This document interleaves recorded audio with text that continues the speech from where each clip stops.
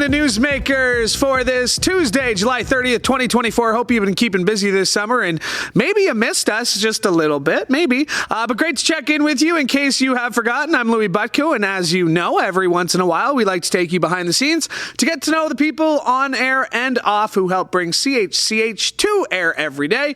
And today, I'm very pleased to be joined by video journalist and anchor Matt Ingram. Celebrating 5 years this year with CHCH, Matt came to us from CTV News, where he worked as a VJ in Sudbury after 4 years as a producer and lineup editor with CTV News Channel. A graduate from the University of Toronto, he went on to attend the Sheridan College Journalism New Media program, where he graduated with honors and as the best reporter award in his graduating class. In his time here at CHCH, he has anchored, produced, reported, and hosted and produced a number of specials, including Voices of Ukraine, about the start of the war, as well as Your Road Ahead, a special report in the aftermath of COVID-19. And I mean, for 5 years, that was a long intro there, my boy Matt. That was a very nice intro. You did your research, sir. Thank you. That was well done. Yeah. I did do my research. Every once in a while, I do my research for this show. But let's talk about that. You went to school, University of Toronto. What point did you know that this is what you wanted to do? Yeah, when I was at University of Toronto, this was still a long way in the distance. I went to U of T basically because my parents said, well, you got to do post-secondary. You got to do something. So pick something. And I had no idea what I wanted to do. So I did what a lot of people do. I took a Bachelor of Arts in political science and history. And it was great. It was fine. But when I was all done that, no job, shocker there. So I actually ended up going to Home Depot, and I was a lumber associate, a pro desk associate. I worked in windows and doors. I was in seasonal. I kind of just ran the gamut, working at a store in Mississauga. Yeah.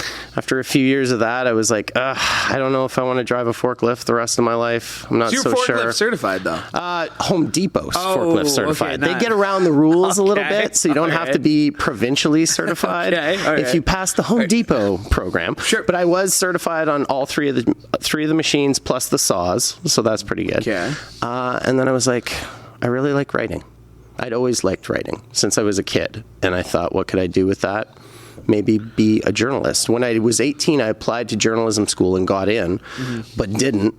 I don't know why I didn't take it. I don't know, bad decisions in hindsight. But then, I just thought I really love writing. I really like talking to people and telling stories. And I also idealistically thought that maybe I could help the world a little bit through journalism. Yeah. So then I applied to Sheridan College and went back to school in my late 20s. So this wasn't, because I've had people on the show who have been like, oh, I always knew I wanted to do this. Like I was, doing home videos as a kid, interviewing my brothers, or I did the announcements in high school. I was AV club, whatever it was. Like TV wasn't something you really ever aspired to, because you even started in print. Yeah, right? I wanted to be a newspaper reporter at first, and then I did that for a little while. And truthfully, just with the turnover in the industry and the way we have freelance and part-time work, I came to a point about a year and a half in where I needed a job. And CTV News Channel was looking for freelance writers, and I thought, okay, like broadcast writing, I've been writing, how hard could it be? Let's give it a shot. And then, I don't know, here we are. All these years later. Okay, so when did you catch the bug? Like when did you... I would say about a year before I went into J school. So I went into J school in 2013. So I'd say about 2012, I was working at Home Depot and was like, I loved working at Home Depot, but it just felt like I could do something different. Yeah. I've always loved watching and consuming news. Like that has been true since I was a teenager. Yeah. I would always be interested in newspapers. I'd watch a ton of cable news. My parents were both really into it. I remember we had BBC World growing up, and it was like, it was like a specialty channel, and that British accent, they all sounded so refined and incredible. And it always, when I was younger and watching, they always just seemed like they had it so together. They understood everything. So there was an appeal in terms of consuming it. Yeah. But I would say probably only about 2012 or so when I was really and then you get into the industry and realize that none of us have it all. We're all just like... hey, as long as we look good for that hour on television, that's all that people care about. That's all that people care about. Behind the scenes, it's all falling apart. But as long as it looks good. I mean, even like you said, so you were a bit, not an older student, but you were probably older. You were, I was 28, 29. And that's why, you kind of felt like you were in it to do something with it. Yeah. As opposed to a lot of those kids were like you, 18, being told to do something. How do you feel like that experience? And I did the same thing. I went to a university, not the same thing. I went to a university program, didn't like it, bummed around for a few years, and then went back to school with this mentality that, okay, this is what I want to do. Yeah. I am going to be the best version of myself that I can be. I was working professionally, just taking any internship I could get. But like that experience as a mature student, because like, there's a little secret. You're pretty dumb when you're 18. 100%. And I think that gave me an advantage because, just like you, when I came in, it was like, okay, this is what I'm going to make a career out of. Like, I am not messing around. We are going for this. And that did advantage me because, younger people, you don't have your shit together. You don't really know what you want to do. So whereas, some people would not be as active in seeking out help from the teachers, wouldn't want to do. They had this thing where you could volunteer to go actually cover a press conference, or you could just like do stuff around the school. I think I was like the only one in my class who actually went out and covered a press conference. Yeah. Because I was like, well, I better know how to do this if I want to get a job. Yeah. So, and then, like that maturity, it extended into the job search process. Whereas, you come out of school 22, 23, like, oh yeah, I got lots of time. I was approaching 30 and I was like, yo, I gotta get a job. Yeah. Like I've given up this. Well, no, actually that's not true. I didn't give up Home Depot until I'd been working as a journalist for a while because I wasn't sure. Yeah. Wasn't sure if it was going to work out. You still doing the CTV News Channel lineup? Editor. You were with The Sun, right? Yeah, so that was your first professional journalism job which hilariously was just 10 years ago last week. 10 years ago last week, I got published for the first time in the Toronto Sun. Toronto though. Sun. I mean, like, that's not insignificant, though. No. Like, even, like, for yourself, like, did you, like, that moment of pride, like, say, if it was just 10 years ago, it probably popped up on, Facebook somewhere, I right? did, and I put a reel on Instagram, and I felt real reflective last week about it. Because that is, not everybody's first published article is in the Toronto Sun. Well, my first assignment was to go cover a hate crime at a mosque in North York. That was day one. No training. And they warned me. It was like, it's a tight ship. All the interns have to produce. So day one, I get there. I think I'm going to have sign some paperwork. It's going to be an easy day. The city desk guy, oh man, I can't remember his name. It wasn't the editor who hired me, but the head of the city desk. He's like, can you take pictures? I said, yeah. He's like, do you have a camera? I said, yeah. They told me to make sure I had a DSLR. He's like, all right, well, listen, we're a little short-staffed. We're going to send you up to North York to cover this hate crime. Basically, someone had put swastikas on a mosque in, I think it was Thornhill. And I was like, okay, sure. Yeah. Like, I don't know what the hell I'm doing. It's my first day on the job. But I got up there and actually Cam Woolley. So he used to be the CP24 ex-cop traffic guy. Dude threw me a bone. He could tell, like, I got up there, I was able to interview the imam, talked to a few other people. Guy gave me a tip. He gave me a name and a number of a resident in a neighborhood watch or something nearby. And that guy had come over and given some clips to 2-4. He's like, listen, give this guy a call. He'll talk to you about it. Yeah. There's your second voice. Life is grand. So I immediately experienced that kind of brotherhood, which I know you've experienced when you get out in the field with a group of reporters covering a story. We do all try and help each other a little bit. Sometimes, not everyone. There's some people. Oh, there's some people. I'll let the people at home guess which members of the media aren't that friendly. Let's put up some pictures here. That would be a good game. It really is, though, a brotherhood, though. It's a brotherhood, and I found that out that day, and then that kind of fraternal, we're going to help you, that's what really helped me at The Sun. I was sitting with all these veteran reporters, city desk reporters who covered crime, politics, events, all the big stuff in Toronto, Canada's biggest city. That's the show. Yeah. And I got to absorb all that information. And so even though I was only there until it was an internship, plus they hired me back on for a contract to help cover the Toronto municipal election.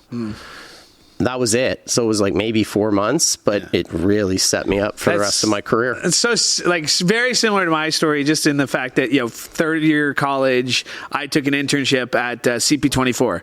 So same idea. I was on the web desk. I was just a writer. There was the one clip John Tory said, if women want to be paid more as men, they just need to ask for it. And like, that was my story. That was you, so that was my story. So nice. because he had said it on the morning show. And so like, he's like, yeah, you got to call John Tory and ask if he hates women. And here I am, like, 23, whatever it is, like trying to get my foot in the door. I'm like, hi, John Tory, it's Louis Buckle from CP24.com. Do you hate women? And then it was that, but it was also first time I was sued as a journalist. Oh, really? Wow. Somebody didn't like the wording of one of my stories. I was named in a lawsuit. I was in the Doug Ford's office a lot that time because we would probably pass each other. Well, too. I laugh because we were working that same summer, and then I think I've told you this story before, but on my last day on the city desk, I transitioned to this municipal election thing. Yeah. But on my last day on city desk, I got sent out to the hospital on University Ave where Doug Ford passed away. And I was Rob Ford. Sorry, Rob Ford passed away. Whoa, breaking news! Breaking news! Did that. Rob Ford. Sorry about that, guys. Yes. Anyways, so where Rob Ford passed away, and there's this like mass of media, like just everywhere around this thing. But the Sun, we really wanted to get a clip from Doug Ford, the current premier of Ontario. Yes. So they sent me and a couple veteran reporters, and then the veteran reporters kind of told us what to do. Oh man, what's his name? I can't remember the guy's name, but I worked with this guy and he told me basically just go stand on that corner. And if Doug Ford comes to the hospital from that corner, that's your corner. Now they gave me the corner that was least likely to have Doug Ford show up on, but sure enough, Doug Ford showed up. So I got the clip with Doug and it was just a short thing. I can't remember fully what he said, something about, I just asked him like, how are you feeling? Because we all knew at that point it was the end for Rob. Yeah. We were at the end. And he said something like, it's a hard day, or I'm just having a tough time with it, with the family, or something like that. That's all he gave me. Yeah. He gave me like a line and then walked into the hospital. And so we had that quote. And I laughed later in the day because I saw the 2-4 reporter and she's summarizing what the guy told me, because that was all they got. We got nothing, right? So everybody wanted to report, okay, Doug Ford apparently said this to this reporter and the Sun's got it, but nobody else had it. So it was like that weird, like, that first job in journalism, you knock over a lot of milestones, and getting a cool quote, like you talking to Tory, or, those things happen, and it's like, oh my God, this is so cool. There was that. And then one of the times they're just like, oh, go sit at City Hall. We think someone might file papers for John Tory to run. So just go sit there and wait in this municipal office. So here I am sitting, somebody else from a paper, and sure enough, this guy comes in and is like, can I ask who you're filing your papers on behalf of? And he's like, John Tory. And then it was just like, boom, I only have my phone. And then you see it at 6 o'clock, kind of that same way, right? Especially as print, it's like, yes, you get to see it in words, but when you get to see it on TV, and like that is the, I don't want to say magical thing, but that's the thing about this job where it's even like, I find like, from the very beginning, like our writers are so proud, and you've been working with a lot of them, filling in for Taz on the 6 p.m. You've been working with a lot of them. They're so proud to get to see the story they wrote make it to air. Like that's still a feeling that we have. Like even if I have nothing to do with the broadcast, like on Morning Live, if they say something about Louie, I'm like, they said, I'm like, Louie, you hosted that show for a week. I'm like, yeah, but they said you're talking about me. They're talking about me. Like, because there is something, and like it's the same thing in viewers. Like that connection with viewers that just they feel like you're part of the family because you really are part of their routine. Absolutely. And you're right with TV, because it's people are welcoming you into their home. You're sitting in their living room with them. And I know that's a real old-fashioned way of looking at it. Not many families sit down at 6 o'clock, You'd be surprised how many it's time to sit. I know, and thank God for that, right? Or we wouldn't have jobs if people didn't still want to consume a 6 o'clock newscast. We were talking about the kind of those little moments of history, Rob Ford passing away, that you're right there. You had a pretty big one, and that being on the air live Russia Ukraine. I mean, that is like, yeah, those are those moments of history that Totally. you sit through, and you get through the show, you get home, and then maybe even after a few weeks you move on. Yeah. That one stuck with you for a while though. It did, yeah. So the backstory of that was I was covering a sports anchor. I forget who was off. I guess Bubba was Jay off. Dunk was transitioning. So I remember me and I think it was Gaidola or Gardolski, as we should please tell the whole world. Yes. His name is not Jason Gaidola. It's Jason Gardolski. I like when he signs off his emails, Gardolski. He did that last week. He's like Madonna. He just had like the whole thing, and it was like Gardolski. I was like, out. it was great. It was great. And so we were covering, and it was an 11 p.m. show, and so it was me, Dave Roberts, editor Dave Roberts, who people would know has been on Bubba's sports podcast, and Alex Last. And the three of us were, just kind of putting the night to bed when all of a sudden we saw this thing about, okay, shit, Russia's invaded Ukraine. Yeah. So me and Dave Roberts and Alex, we rejigged the 11 o'clock newscast. Jason Gaidola, the great Gardolski, he had filed a pack where we had been talking to people about concerns about could there be a war in Ukraine? And we'd already done that because I have a friend who lived in Ukraine, and I'd interviewed her about a month before the war started about like how are people feeling. She was living in Odessa at the time. And we all had the sense that it was possible. So then in that moment where the wire flashes and you get that little doot, doot, doot, that little look, we all turn off the sound. And you still have that little flash, and you click on it, and it's like, oh my God, they've invaded. So we went live at 11 o'clock, rejigged the whole newscast, and still, had Jason's pack and all that. It wasn't a lot of new content because we didn't really know anything. Yeah. It was just happening. But then that stuck with me. So then that led to Voices of Ukraine. Yeah. Yeah.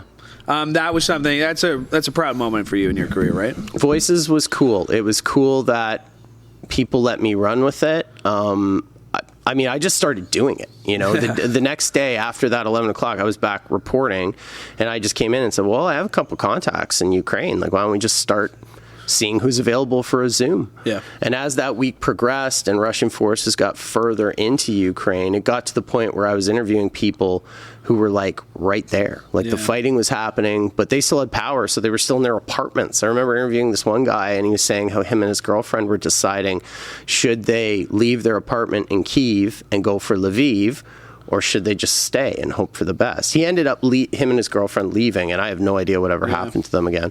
But that story kept playing out. Then I interviewed a guy in Lviv who'd come from, the one right on the borderlands.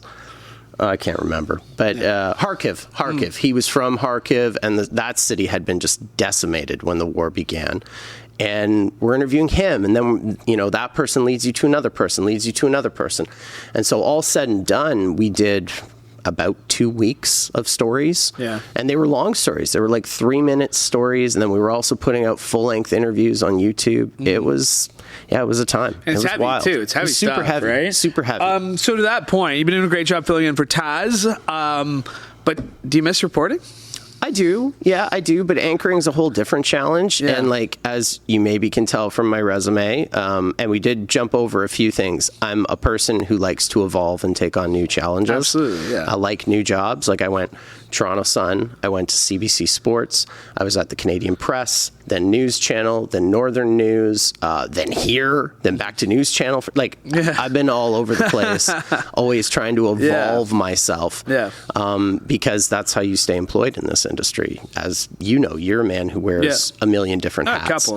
A few. Yeah, a few. That's putting it lightly, Louie. A few hats. A few hats. But you're like me, it's good to add to the resume. It's good to have different skills. And I like the challenge of anchoring. So other than that, what's a piece of advice that you would have for any of our kind of new writers who are trying to make the jump? Anyone still in J school? Anybody who's thinking about getting into this career? What would be a piece of advice that you have for them? Make sure it's what you want to do. And if you can't make sure and you want to try it out, don't let it crush you if it doesn't work out. Because I think this kind of job appeals to a certain kind of person. And it's great because it combines having a career with being creative and having the opportunity to make a difference in the world, all in one shot. But it's not for everyone. And some people think they're going to love it, and then they come in and start doing it, and they don't. So I think it's really important to be introspective and to really think about what you want as a person. But if you try it out, don't be crushed if it doesn't work out. A lot of people get into this, and in 2 or 3 years, they're like, nah, this is no good, but I learned a bunch of stuff. Yeah. I'm a better person. I have a better skill set. I'm going to go find a different job. Yeah. So how do you turn it off? Like, how do you, like, it's tough. You said that. You've always been a news guy. Because that's my biggest struggle, is turning it off when I go home and, not checking Twitter, not reading emails, I've just never been good at that. Like, I need to know what's going on all the time. Yeah. So what's your advice for that? To being able to turn it off? Because I've noticed, especially you're pretty active on social media. Mm-hmm. Your kids are such a huge part of your life for that. No? Well, yeah, absolutely. And I'm blessed to have 2 young children and a teenager, and all 3 of them are challenging in their own unique ways and bring gifts in their own unique ways.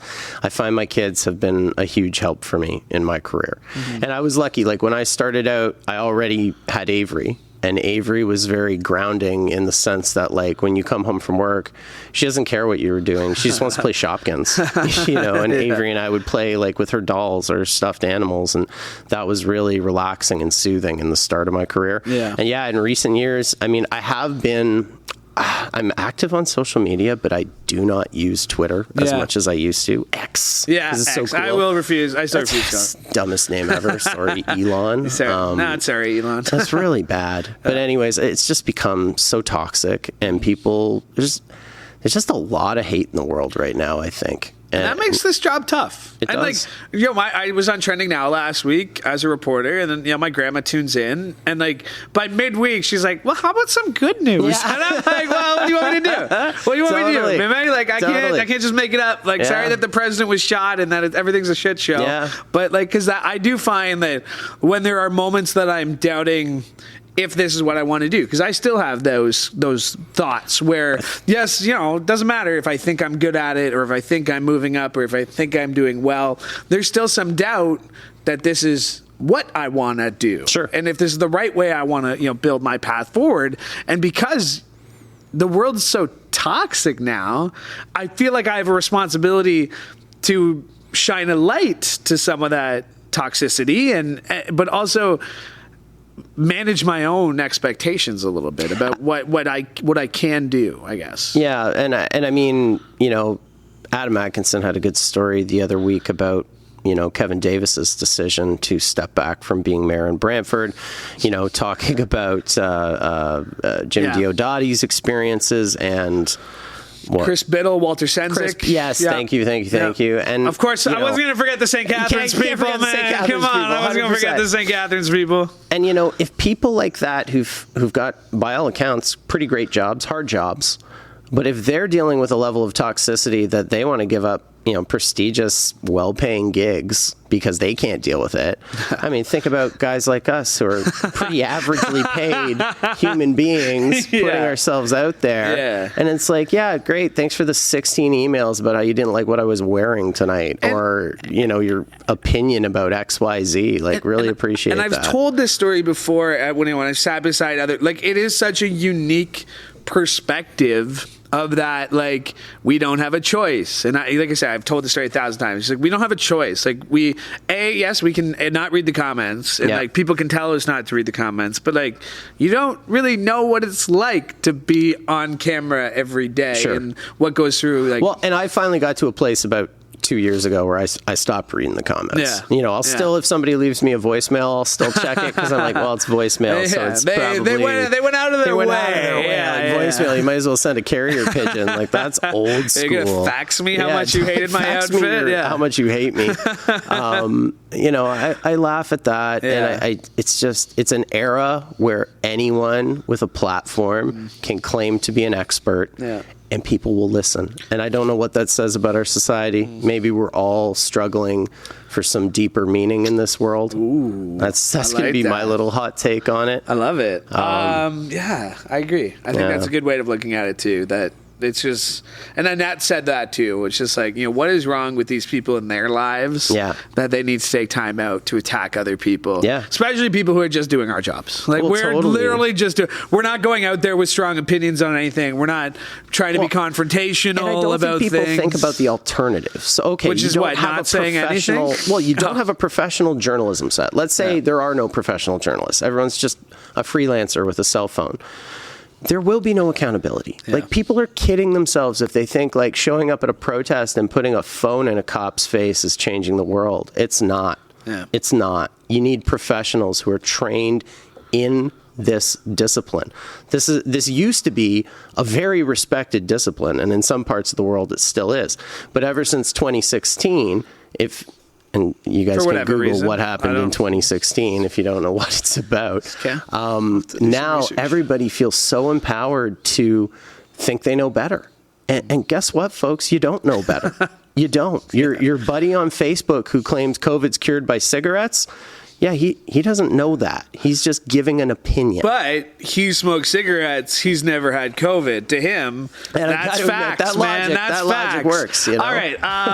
Let's get optimistic. What is the reason you're optimistic then? Because people are good. People are good. And this is what I tell my kids. There are bad people, there are good people, and there's lots of good people who make bad decisions. That doesn't mean they're terrible people. I think the world is full of good people who sometimes make bad decisions, and a few bad people who rile the rest of us up. I like that. All right, Canada Olympics, you watching? A little bit. I watched a bit over the weekend. My hot take on this is I just feel so bad for the team because the whole world is going to look at us like cheaters because of the drone scandal. It doesn't matter what the truth of it is. It's just all getting swept up in, the Canadians are cheaters. So I feel a lot of empathy for the people who've spent the better part of their lives training for this moment, to have it a little bit overshadowed by the stupid decisions of a couple of people. And it's really unfortunate. But I'm very excited for the Canadians once they win. Those individual stories, some of which I'm sure we're going to be telling because there's some great people from our region. Like Welland, Ontario's Sabrina D'Angelo, whose parents you met last year going into the World Cup. I remember that. See, I remember your stories. Yeah. I was going to run a clip of Beer Guy too, but I couldn't get this song to work. Honestly, your whole podcast could have been just play that interview. Let's talk about that guy. That is for sure the thing I am best known for, because it's crazy. Even in Toronto, hundreds of millions of views. Apparently they still here it is. Yeah, there he is. There's Dino.